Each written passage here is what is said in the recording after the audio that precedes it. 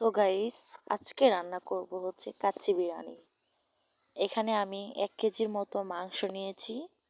তারপর হচ্ছে এখানে হচ্ছে বাসমতি চাল আমি আধা ঘন্টার মতো ভিজিয়ে রেখেছিলাম। তারপর আমি রান্না করেছি।